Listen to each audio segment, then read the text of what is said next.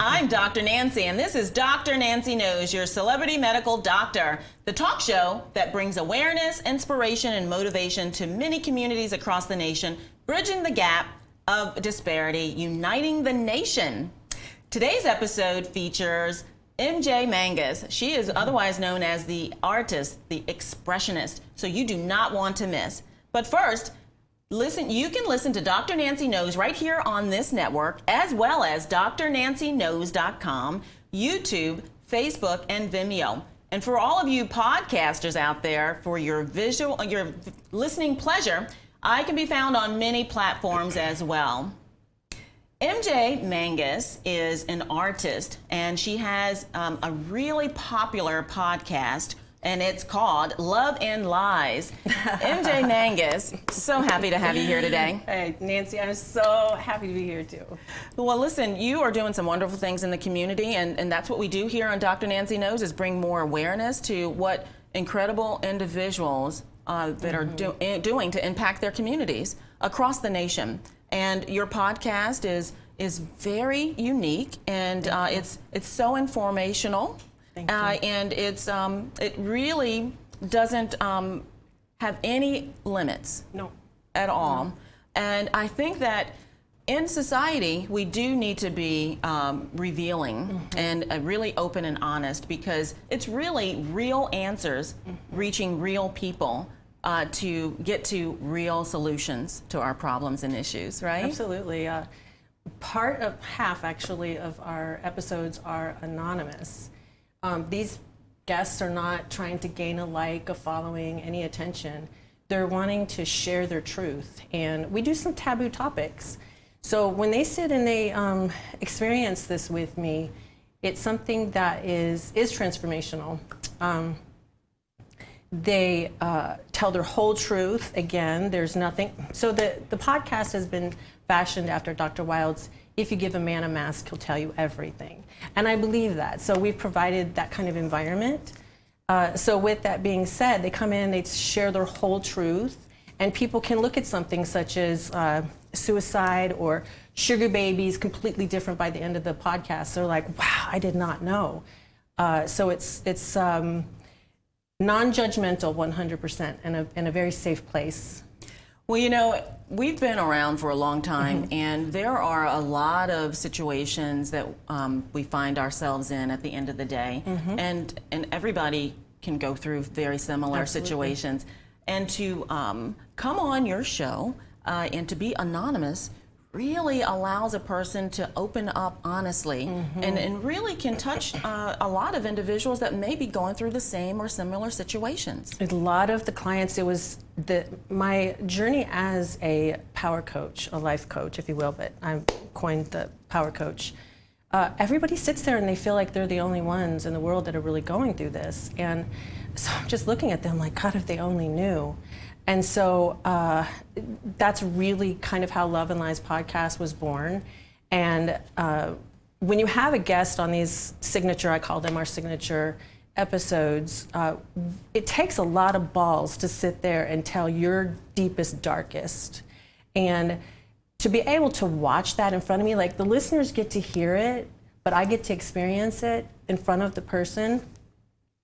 And there is something that happens by the end of the episode where they are so light because they've confessed, and they've not only confessed it, but they've shared it with the world in order to help other people. And there's something incredibly touching, incredibly healing about that, and that I get to witness what changes on them right in front of me is just one of the most beautiful things I get to experience and see.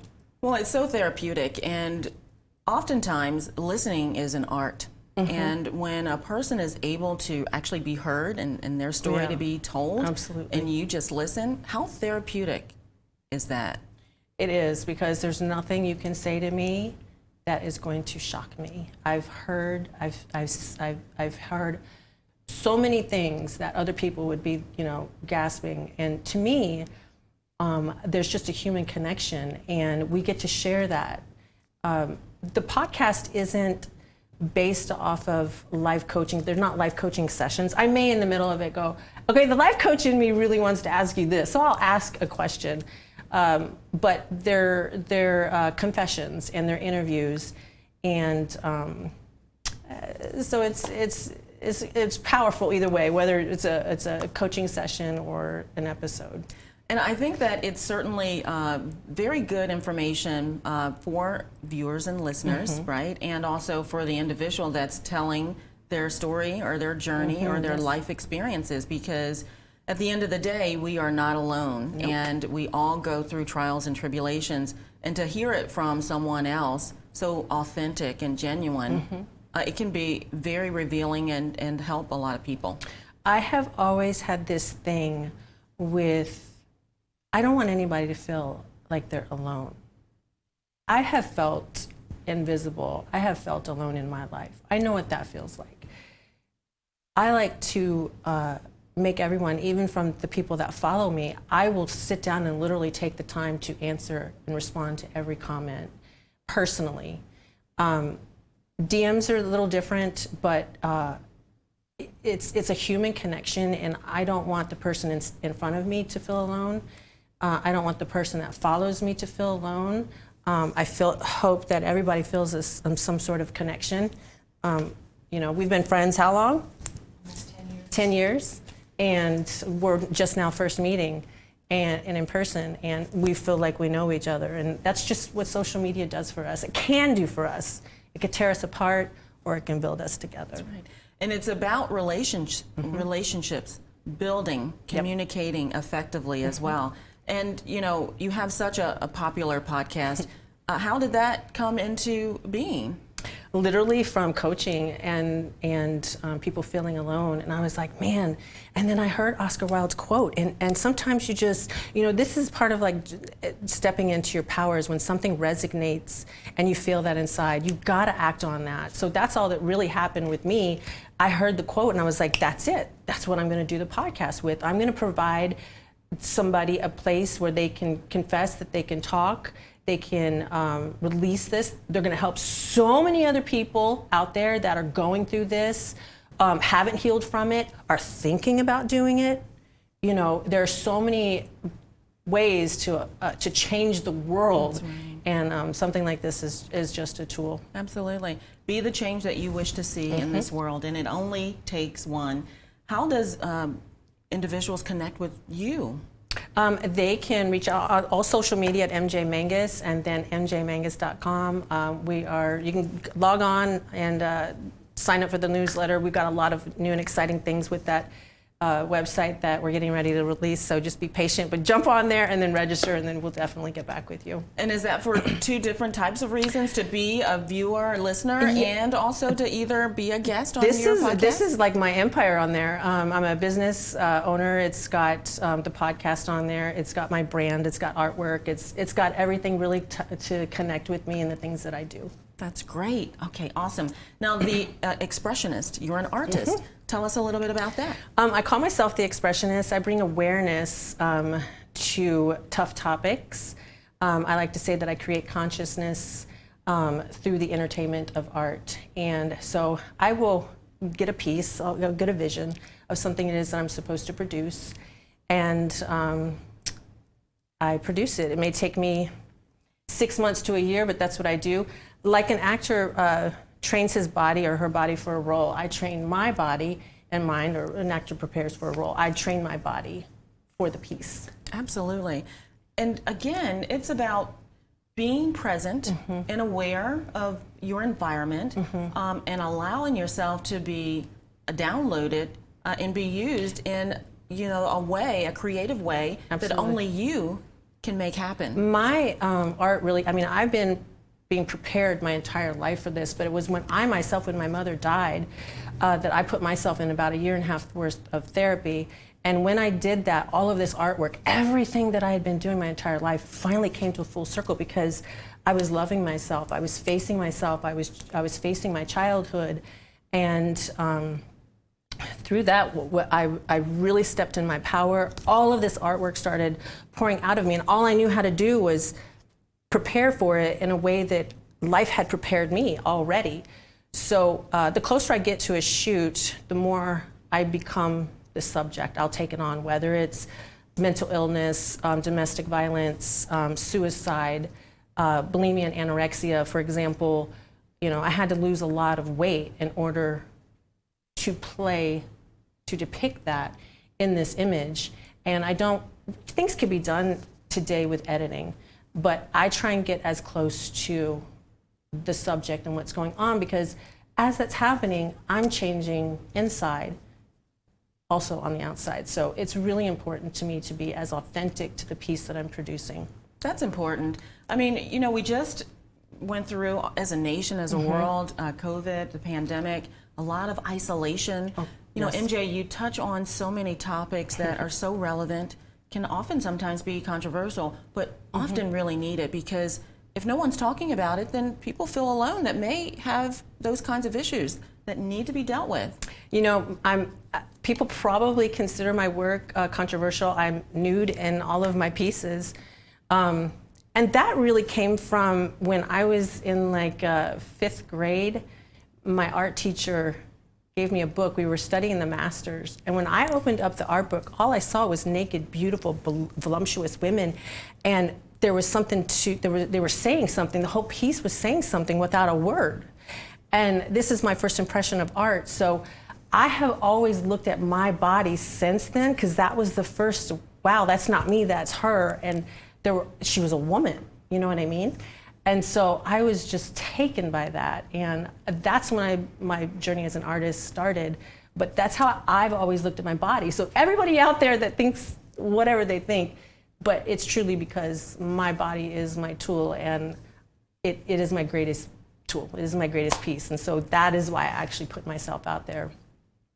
Today's world, you know, there's breasts and boobs and butts, and I'm into all of that too, but to put yourself out there and be completely vulnerable is something else, and that's where I kind of want to share in those topics. Like, I'm willing to be it all for the voice, for the change, and whatever way it's just God just kind of created this where, you know, I'm nude in it, and I'm really okay with that. I think that we should embrace our bodies and embrace who we are, and have a strong message be something that's opposite of what a lot of people use their bodies for nowadays. Well, that's true. I mean, there's so much bullying out there. There's certain type of body image that our young women and even young boys Absolutely. That they can identify with in a positive way or in a bad way. And your body is a work of art, and it's a gift, right? And we all have gifts. And, you know, when you discover your gifts and you walk in your gifts, then you can help so many other people, like you often do, MJ. Your heart is pure, you're authentic, and you're true to yourself and your viewers. And I personally love you as a friend. I love you too. I love you too. We fell in love when we first met. We did. But yeah, I mean, being so true to yourself, and I think that's the coaching, why I call myself the power coach. I help people regain their power or find their power. And that is really comes down to self-love and facing yourself. And we can only run on fumes for so long before our life kind of like stops, and we have to face the music and really look at ourselves and step towards that. And one step at a time, we get closer and closer to our power. It's really important, though, when we go back home and we get in our surroundings, that we don't lose ourselves again by the people that are negative around us, or the environment, what it may say to us, that we don't get sucked back in. So that's where the strong survive, but those that are strong absolutely do. It's all about the energy and alignment and the people that you surround yourself with as well. And you can discount anything that you choose to do that's not of you or what you want. And that's getting your power back. Yep. You have a choice. Make yourself a priority and align yourself with individuals that pour into you just as well as you do into them. Absolutely. No matter where you are, whether it's in front of MJ power coaching you and you go back to where you live and work and be, just know that how you felt in her presence, you can feel everywhere you go. And if the energy's not good, then you don't need to be there.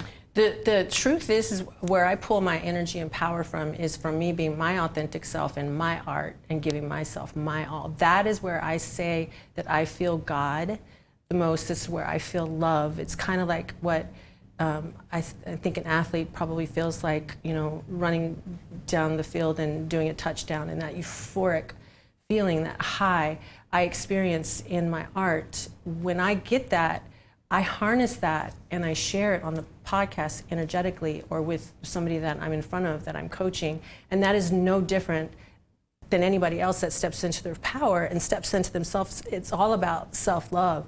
But the more that you do that, you get that same feeling, and you'll make it to where it is you're supposed to go, so that you too can learn how to harness it into every area of your life so that it blesses others. But once you get that ball rolling and you get to feel that, there's no other feeling like it in the world, and you could almost be unstoppable.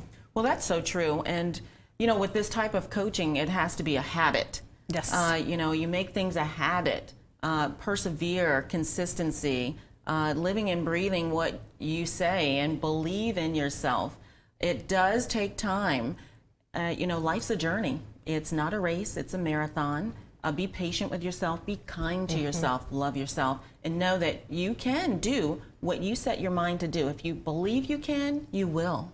I say it's rewiring your mind, and you know, it takes a process to do that. It's no different than going in the gym, though.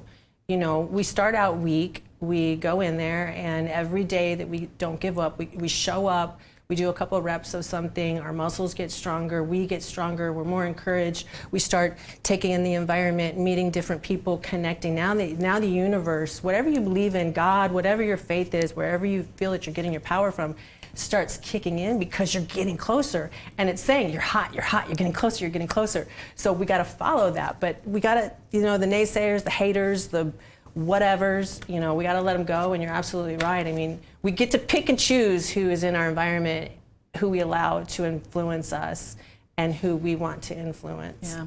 Just know that the closer you get to your goal, the more challenging it can be. And just know that you are so close, so don't give up. Don't let fear paralyze you. You can overcome. Definitely. 100%. Thank you, MJ, for being on the show. You're so welcome. I love you, Dr. Nancy. I love what you're doing here, too. Awesome. So listen, everyone, another fabulous episode with MJ Mangus. You can check her out at mjmangus.com or Love and Lies podcast on every major platform. Absolutely. It is not only what Dr. Nancy knows, but it's who she knows.